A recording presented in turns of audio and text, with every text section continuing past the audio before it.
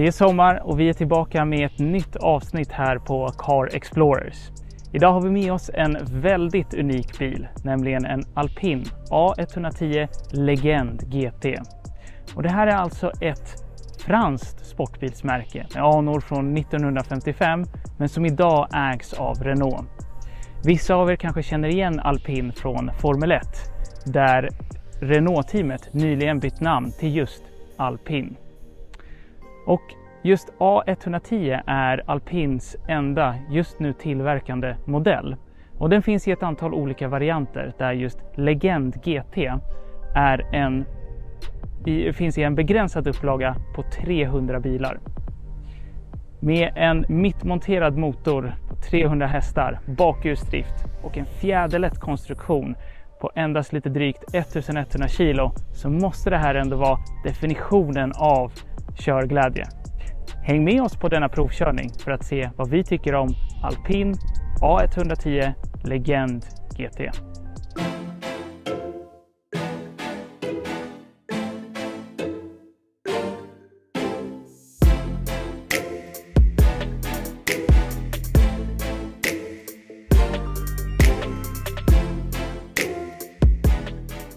Innan vi går vidare med dagens recension så vill vi som vanligt passa på att säga: är det så att ni gillar våra recensioner och vill att vi ska fortsätta med dessa och få kunna recensera och provköra så här häftiga bilar av unika märken, se gärna till att prenumerera på vår kanal Car Explorers. Det betyder oerhört mycket för oss och det hjälper oss i jakten på att få så här häftiga bilar och ännu häftigare bilar. Men nu tillbaka till dagens recension av Alpine A110 Legend GT. För just den här modellvarianten av A110, den är från 2017. Men det finns faktiskt en ursprungs A110 som tillverkades mellan 1963 och 1977. Och vi kommer se att när vi går runt bilen att många av detaljerna och designspråket från just ursprungsvarianten har man försökt få med i just den här nyare versionen av A110. Så låt oss börja genomgången av bilen här i fronten där vi just kan se en av de viktigaste detaljerna som just karaktäriserar en A110. Och det är nämligen de här 4 strålkastarna som är lite också av en vattendelare bland folk. Är det snyggt och retro eller ser det bara lite konstigt ut? Kommentera gärna vad ni tycker. Och när vi ändå är här i fronten så kan vi kommentera på 2 mindre saker till. Dels har vi Alpine, väldigt snyggt utskrivet här. Och i och med att bilen har en mittmonterad motor så har vi faktiskt lite plats här, lite förvaringsutrymme eller lastutrymme under huven i franken, om man nu får kalla det så, när det inte är en elbil. Låt oss titta på bilen från sidoperspektivet. Och här ser vi verkligen att det är en ganska så liten och kompakt bil. Men det är precis det man vill ha när man susar fram på smala alpvägar. Och just från sidoperspektivet ser man att bilen har ändå fantastiska proportioner. Det är en väldigt vacker skapelse vi har med oss här. Några andra saker att notera. Vi har en Alpine-logga här. Och när vi ändå är här så här nära bromsoken så måste vi kommentera på dem. Just i det här fallet är de guldfärgade.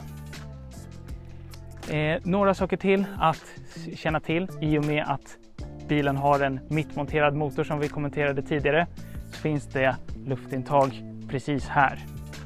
Precis bredvid finns det faktiskt en liten flagga, en fransk flagga för att visa just var märket kommer ifrån och ursprunget. Då är vi här bak på bilen och vi kan titta lite närmare. Längst ner har vi en ganska så maffig och sportig diffusor. Vi har även ett väldigt maffigt ändrör också. Och båda de två ger ett ganska så biffigt och kaxigt uttryck till bilen.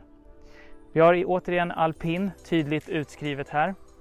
Och vi har baklyktor som i alla fall för mig och Pavel så var vår första reaktion, det är lite Aston Martin-vibbar.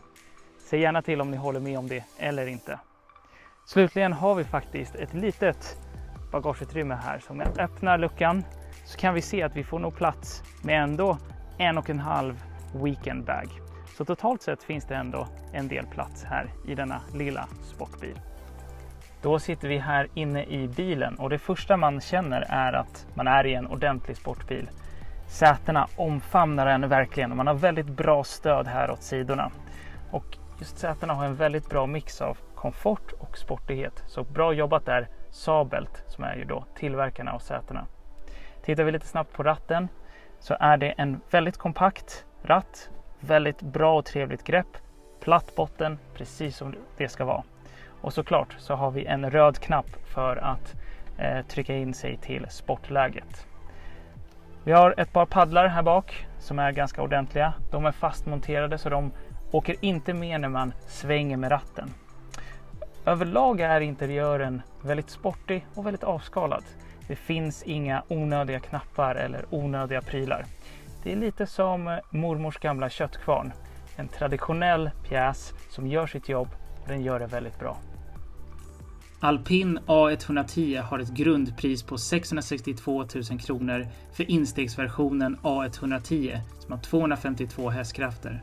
A110 GT har ett grundpris på 757 000 kronor och har samma motoreffekt som A110S.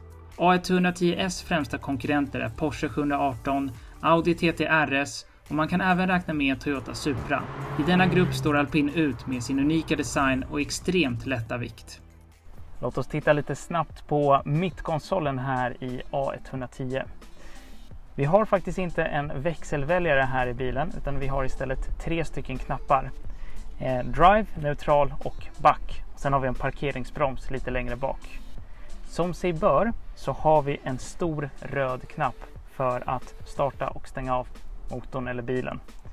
Och vi har faktiskt två rätt udda knappar här. Och det är, eller de är udda placerade kanske vi ska säga. Och det är för farthållare. De sitter faktiskt här istället för på ratten eller på något annat ställe. Längst fram har vi ett litet utrymme för antingen en liten mobil eller bilnyckeln. Under själva konsolen så har vi en hel del utrymme för förvaring. Vi har 2 stycken USB-uttag. Men viktigast av allt så har vi en liten platta här där det står att det är en Legend GT och just nummer 98 av 300. Går vi tillbaka till själva förvaringen. Vi har inget handsfack. Vi har ingen förvaring här i dörrarna. Utan den enda förvaringen som finns här utöver det under mittkonsolen. Det är en liten väska som finns här. En triangulär väska. Nästan lite som en motorcykelväska. Och med det sagt så kan vi nog summera att även om det är en liten sportbil så hade det inte skadat om det fanns lite mer förvaringsutrymme här inne i bilen.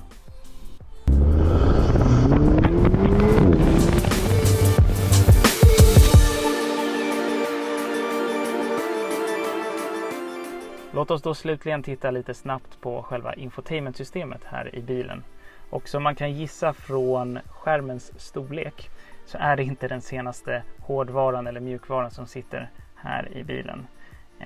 Däremot så har Alpin, i och med att man är lite av ett sportmärke eller sportbilsmärke, väldigt mycket statistik och information om bilen. 0-100 i tider, hur mycket kraft i hästar som används, oljetemperaturen, turbotrycket etc. etc. Och de här rör sig såklart när man kör bilen. Just nu står vi stilla och då kan man få en väldigt snygg visualisering av hur saker och ting ser ut. Precis under skärmen så har vi några knappar och de känns väl helt okej, kanske lite lätt plastiga. Ännu längre ner har vi knappar och vred för att ställa in temperaturen. Det känns också något lätt plastiga, men det är helt okej. Slutligen måste vi säga att det går att få Apple CarPlay eller Android Auto med här i bilen i infotainmentsystemet. Det har man inte valt till just den här bilen. Responsiviteten och skärpan på skärmen är väl knappt godkänd. Men den här bilen ska inte, eller det är kanske lite av bilens charm. Den ska kanske inte ha just den senaste nya moderna tekniken. Det är en sportbil och man har fokuserat just på det. Så med dessa ord så är det väl kanske godkänt ändå.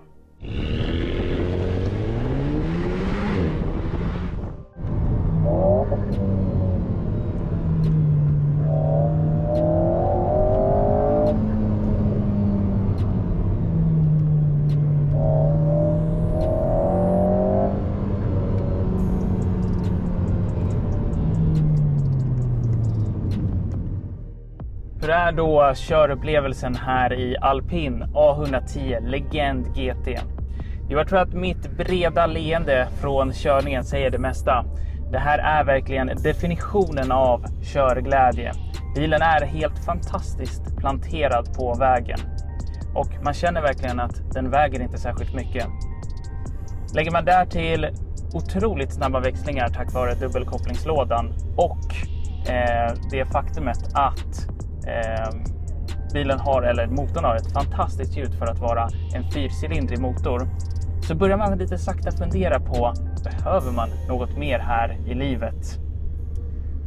Och det ska också sägas att man har fått till faktiskt en väldigt bra balans mellan just komfort och sportighet här i A110. Det är en väldigt sportig bil, eller det är en sportbil, men som ändå är väldigt bekväm att köra för att vara just en sportbil. Och behöver man inte jättemycket utrymme så kan man faktiskt använda A110 som vardagsbil utan problem. Så jag tror att jag vet här vad jag ska fundera på som min nästa investering efter den här provkörningen är klar.